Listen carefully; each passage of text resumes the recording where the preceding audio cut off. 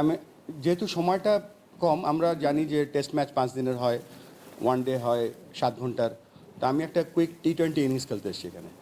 So একটা ভালো T20 innings খেলবো, যে ইনিংসটা আপনারা সকলে মনে রাখবেন, এবং চেষ্টা করব ওভারঅল বাংলাদেশে যে ক্রিকেটটা যাতে একটা সবাই খেলতে পারে, সবার খেলা হয়, আমাদের একটা স্টেটমেন্ট হয় ক্রিকেট সবার জন্য, এরকম একটা কাজ শুরু করে দিয়ে যেতে চাই। এই যে মেহেদী ডেইলি স্টার পানি পানি একটু দাও তো। হ্যাঁ,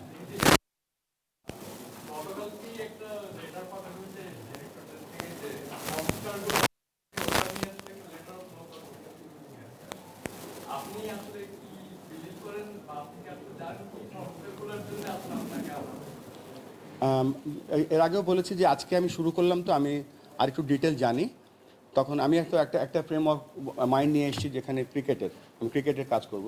বাট এখানে যেহেতু আরও বেশ কিছু যাই জিনিসগুলো এখন তৈরি হয়েছে, সেগুলো আরেকটু বেটার জেনে তারপর আমি বলতে পারবো। আর কেছে দিয়ে ভাই, হ্যাঁ ভাই পানি দিন। তারপরে আমরা ওই যে পানিটা দাও। Thank you. হ্যাঁ,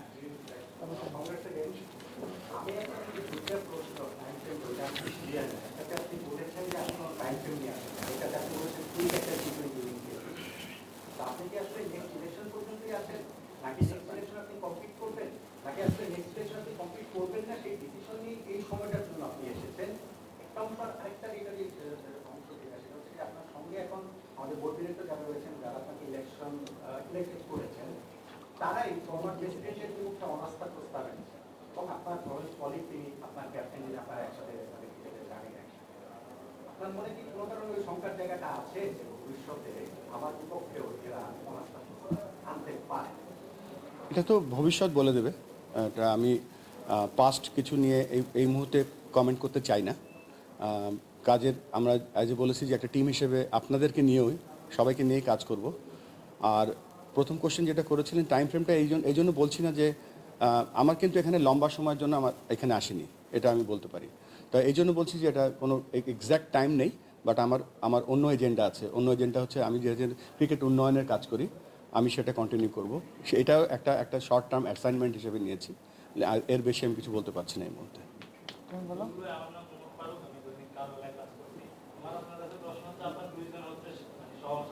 জি,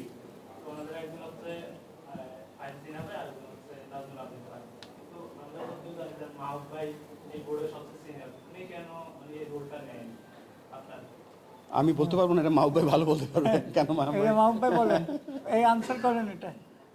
কেউ প্রপোজ করেন, যাদেরকে আমরা ইলেক্ট করেছি তাদেরকে আমরা ইলেক্ট করেছি, সো দ্যাট ইজ আন্ডারস্ট্যান্ডেবল। বলো বলো।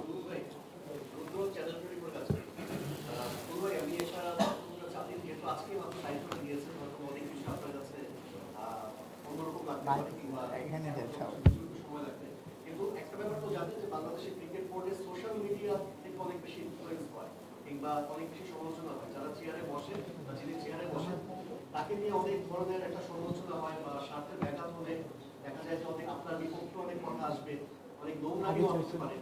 এটা একেবারে কমন প্র্যাকটিস বাংলাদেশে বা বাংলাদেশ ক্রিকেট বোর্ডে। এগুলোর জন্য আপনি কতটুকু মেন্টালি প্রিপেয়ার বা এগুলো হ্যান্ডেল করার জন্য আপনি কিভাবে সবকিছু মানে ম্যানেজ করবেন? যেমন আজকে সকালেই দেখলাম একটা নিউজ কোথায় জানি ওই হোয়াটসঅ্যাপে এসছে, আমি প্রথম প্রেসিডেন্ট 12 লক্ষ টাকা বেতন নিয়ে কাজ করছি। তো এই ধরনের এগুলো একেবারেই অসত্য কথা। তারপরে এসছে যে আমি নাকি সিইও হওয়ার জন্য অনুরোধ করেছি, বা একটা নাম্বারও বলা হচ্ছে সেখানে। এগুলো একেবারেই সত্য কথা নয়। কোনো ফোরামেই আমার সাথে আলোচনা হয়নি। তো এরকম আসবে। এখন আমি আশা করব যে যারা এই কাজগুলো করছে, আমার মনে করবে না, কেননা end of the day cricket plays with playing condition. তো আমরা প্লেইং কন্ডিশনের মধ্যেই থাকার চেষ্টা করব। বলো। আমাদের যে বোর্ড প্রেসিডেন্ট ছিলেন তপন ভাই, দুজনই মিডিয়ার সঙ্গে ওনাদের ইন্টারাকশনটা বেশি ছিল। ফারুক ভাই যেদিন আসলেন বললেন যে আমি মিডিয়াতে কম কথা বলবো, কিন্তু দেখা গেল যে বোর্ডের সঙ্গে ওনার 3 মাসে 100 দিনের 100+ বেশি কথা হয়ে গেছে। তো আপনি কি কথায় বলতে বেশি কাজ করে দেখেন? আমি প্রথমেই ক্ষমা চেয়ে নিচ্ছি আপনাদের কাছে, এটা আমার উচিত ছিল আগেই, যে গত 3 দিনে প্রায় কয়েকশো ফোন পেয়েছি, এবং আপনাদের অনেকের ফোন ধরেনি, আপনারা রেগে আছেন আমি জানি। সো আপনি যে ক্ষমা করে দেবেন এই জন্য।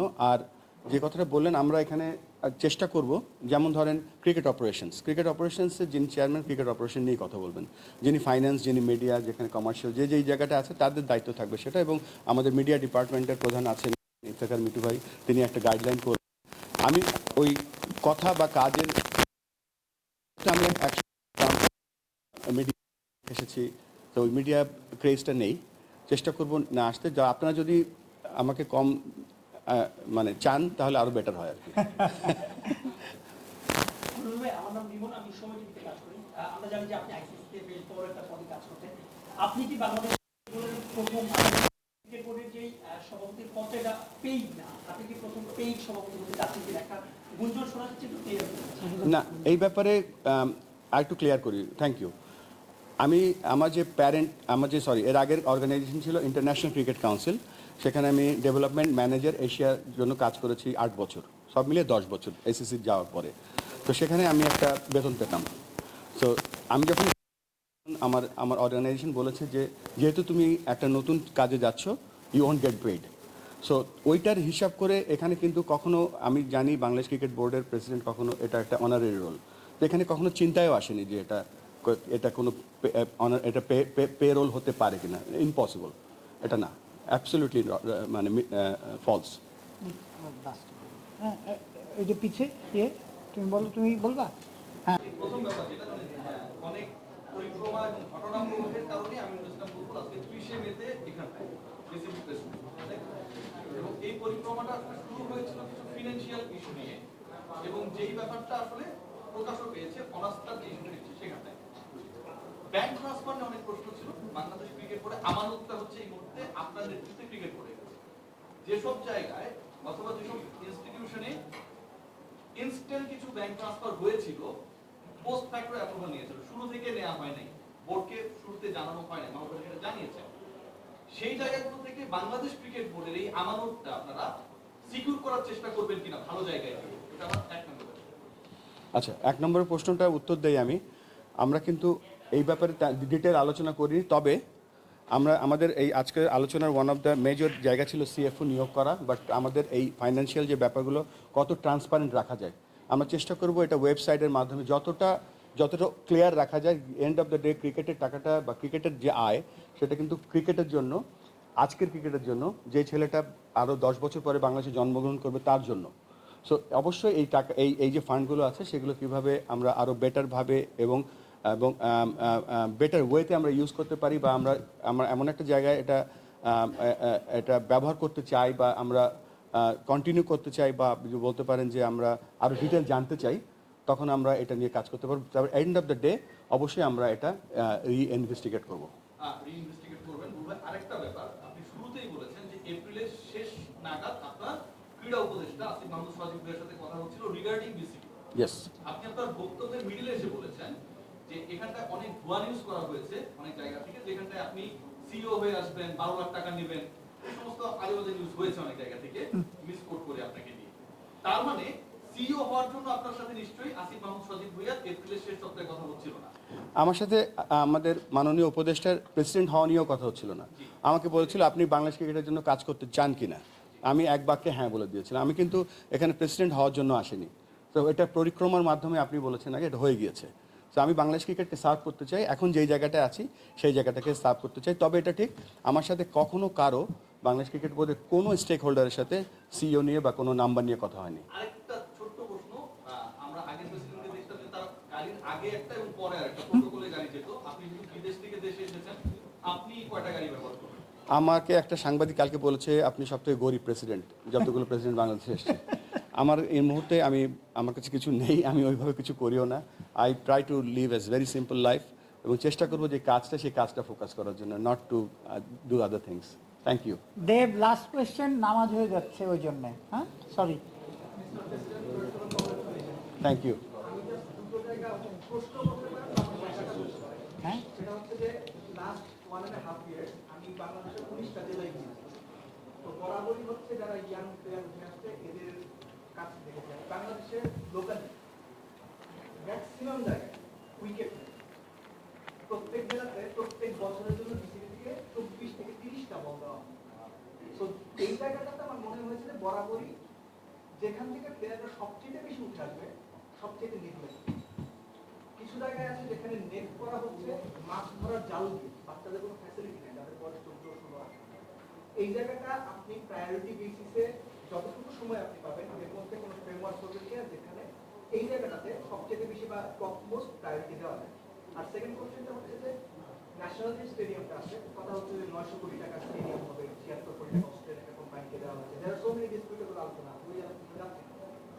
সেখানে কি দুটো মাঠ ইমিডিয়েট বেসিসে করা যায় কিনা, যে প্রিমিয়ার লিগের টিমগুলো বা অন্যান্য ফার্স্ট ডিভিশন সেকেন্ড ডিভিশনের ক্লাব ক্রিকেটের খেলাগুলো বিকেএসপি বা অন্যান্য দূরে দূরে বাদ দিয়ে এই কাছাকাছি খেলার আয়োজন করা যায় দুটো মাঠ ছোট করে। Thank you.